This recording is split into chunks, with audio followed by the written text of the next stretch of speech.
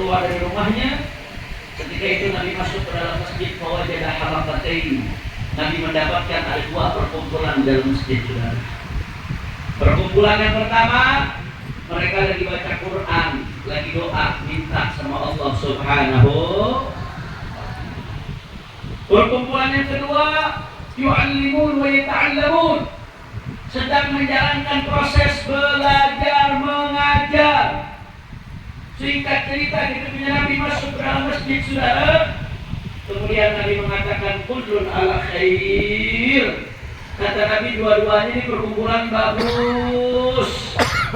Nabi tunjuk perkumpulan yang pertama, amma haula, adapun mereka fayaqra'una al-Qur'ana wa yad'una Allah.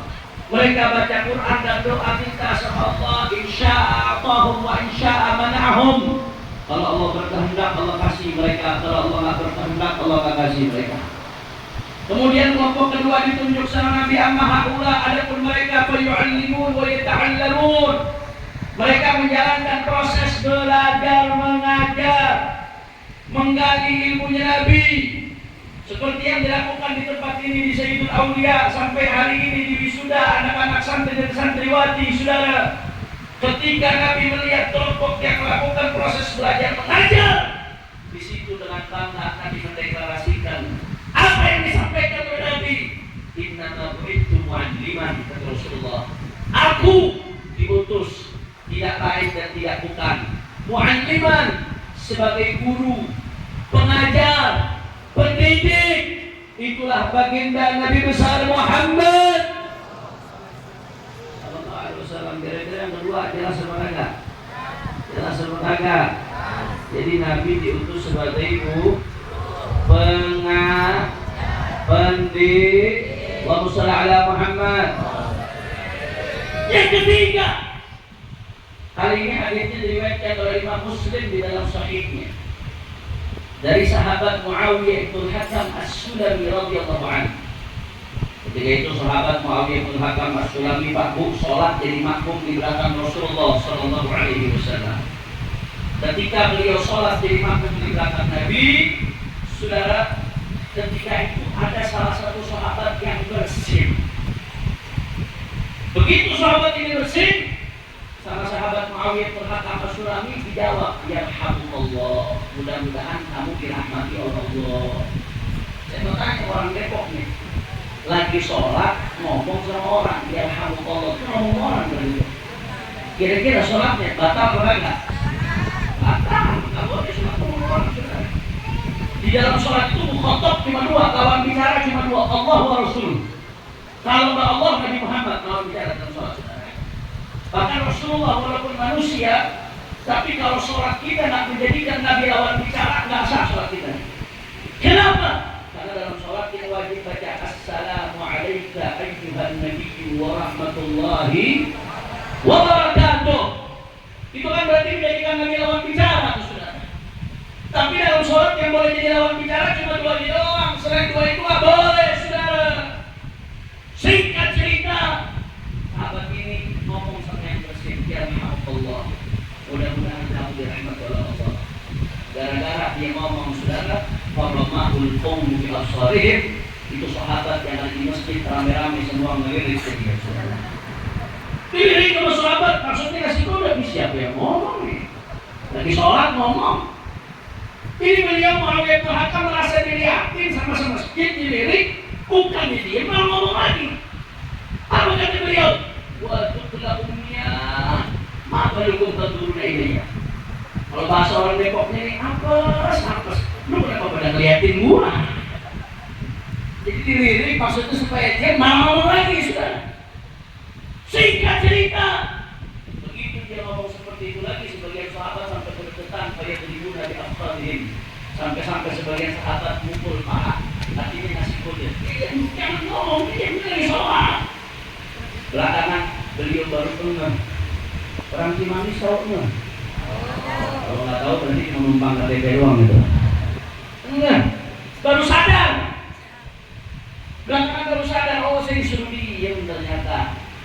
Begitu selesai sholat, sahabat tadi yang ngomong dalam sholatnya dipanggil sama Rasulullah Sallallahu Alaihi Wasallam. Bayangan dia Pak Bu, bayangan dia bakal diomelin dengan Nabi. Mungkin bayangannya bakal dibentak sama Nabi, saudara. Lagi sholat ngomong, sampai bikin heboh satu masjid. Bayangannya bakal dibentak sama Nabi. Ternyata begitu dipanggil sama Nabi, saudara, dengan lemah lembut, dengan penuh kasih sayang, apa kata Rasulullah SAW? Inna hadhihi shalah la yasluh fiha syai' min kalamin nas. Innama hiya tasbihun wa takbirun wa tilawatul Qur'an. Sallu ala Nabi Muhammad. Nabi Muhammad dengan lemah lembut mengatakan, ini yang namanya sholat, tidak boleh ngomong sama manusia. Sholat itu isinya tasbih, sholat itu isinya takbir, sholat itu isinya baca Quran. Gak boleh lagi sholat ngomong sama manusia. Saya mau tanya orang Depok, Nabi, cara beliau mendidik sahabatnya indah atau tidak? Lembut atau tidak? Itu saking indahnya, saking lembutnya, saudara, sampai-sampai sahabat tadi terpesona, terpana, sampai-sampai beliau mengeluarkan sebuah pernyataan yang dicatat dengan tinta emas sejarah, saudara. Apa kata sahabat tadi? Wallahi ma ra'aitu mu'alliman qablahu wala ba'dahu ahsan ta'liman min Rasulillah sallallahu alaihi wasallam. Ma jahamani wala syatamani wala darabani. Sahabat tadi mengatakan, demi Allah, aku gak pernah melihat guru, pengajar, pendidik yang cara mendidiknya lebih indah dari Nabi Muhammad sallallahu alaihi wasallam. Maka Nabi gak bentak saya, wala syatamani, Nabi gak hina saya, wala darabani, Nabi gak mukul saya. Sallu ala Nabi Muhammad. Masya Allah. Jawab yang kompak, jawab yang semangat, yang jawabnya semangat. Saya doakan panjang umur, sehat walafiat. Kalau begitu kita punya Nabi sebagai guru, sempurna atau tidak? Sebagai pengajar, sempurna atau tidak? Sebagai pendidik, sempurna atau tidak? Apa ada guru yang lebih sempurna dari Nabi? Sallu ala Nabi.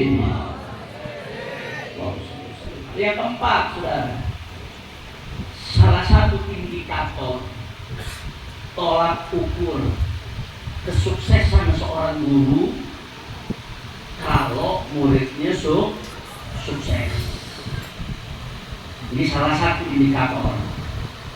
Kebetulan saya sedikit dengan PAI, Pendidikan Agama Islam, jadi berkaitan dengan bidang saya. Salah satu indikator kesuksesan guru, salah satunya kalau murid sukses.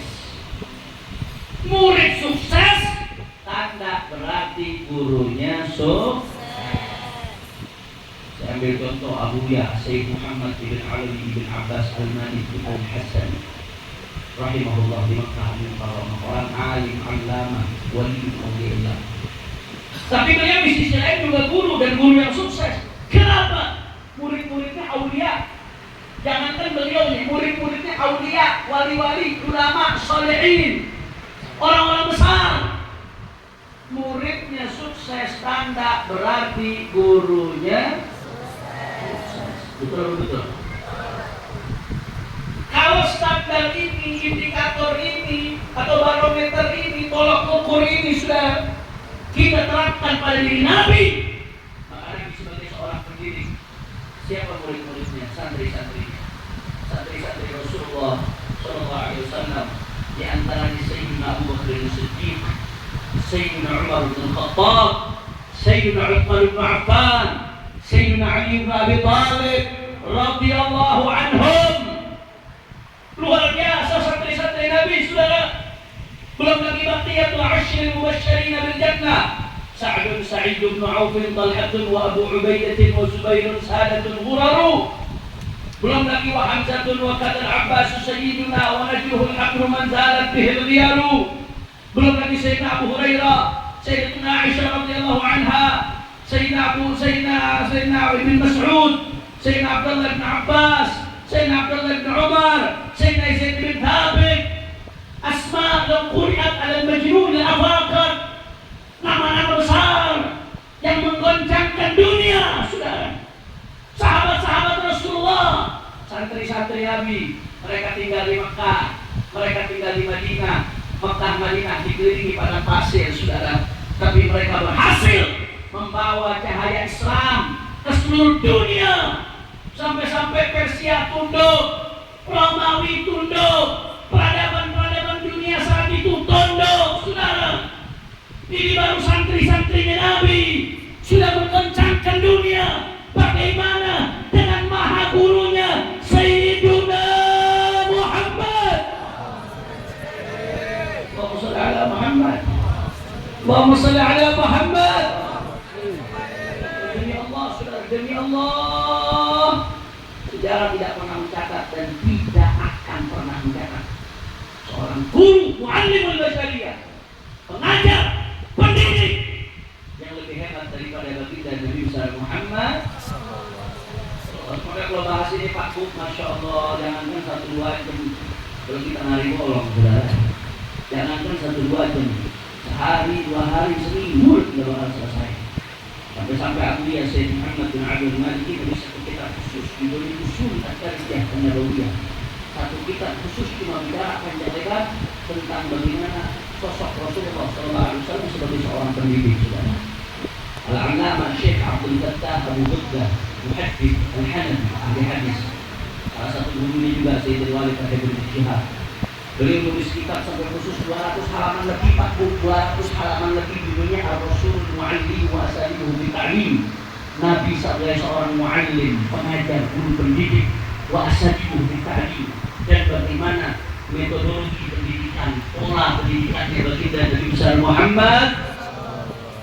200 halaman lebih cuma bicara Rasul sebagai pendidik, Pak Bu. Apalagi kita kalau bicara Rasulullah satu sisi aja, satu sisi seminggu sebulan sudah habis. Apalagi kalau berbicara Nabi secara keseluruhan, saudara. Ini kita perayaan maulid baginda Nabi Muhammad SAW, Sayyidul Awliya. Sesuai yang hadis ini, Sayyidul Awliya itu Rasulullah SAW, saudara. Pemimpin para wali. Berbicara soal Nabi, tak rapi. Makanya ulama dulu kalau lagi muji Nabi, ujung-ujungnya sampai kepada pengakuan. Syekh Abdul Rahman Al-Baibai setelah panjang lebar muji Nabi, beliau mengatakan, "Madihka qasidun wa rijal min wa wasifka ajizun an hasri ma hawita min hisal al-karam wal jud al-kawn syaratun wa anta al-maqsud." Sallu ala Nabi Muhammad.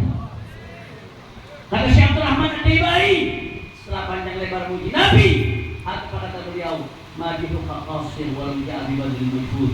Orang yang memujimu ya Rasulullah tidak akan pernah maksimal walaupun mengerahkan segala kekuatan dan tenaga. Wa wasifuka ajizun, dan orang yang menyifatimu ya Rasulullah tidak akan mampu walaupun dia kerahkan apa yang dia miliki. Akan usaha